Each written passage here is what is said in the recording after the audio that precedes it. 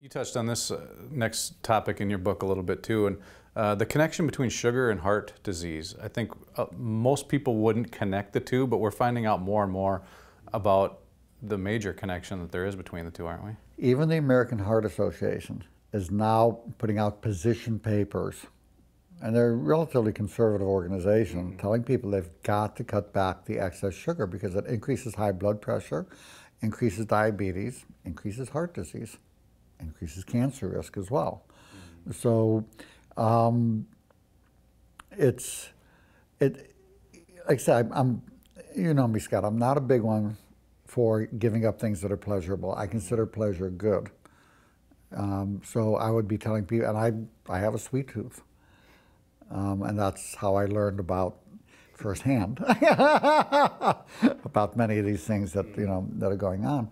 But it's, again, the sugar is something we've never seen it in human history, in this severe amount. Get it what's normally in the food, that's fine, but not 140 to 150 pounds dumped into the food, 18% of our calories. And the biggest killer is cardiovascular disease, heart attacks and strokes. And we would think, well, it's always been this way. No, 200 years ago, heart attacks were really rare. People didn't clutch their chest and fall to the ground. They died of infections, they died of malnutrition, they died of trauma. They didn't die of heart attacks. Now it's the #1 killer. This is one of the main reasons, is because sugar, it used to be if you wanted sugar, if you're the King of England or Queen of England, you might sprinkle a little, on your food as a sign of power. You'd put a teaspoon on. You had to sail to the West Indies to get it if you wanted it. It was very, very pricey. So this is a new phenomenon, and so is the epidemic of heart disease that we're seeing. And the two are very connected.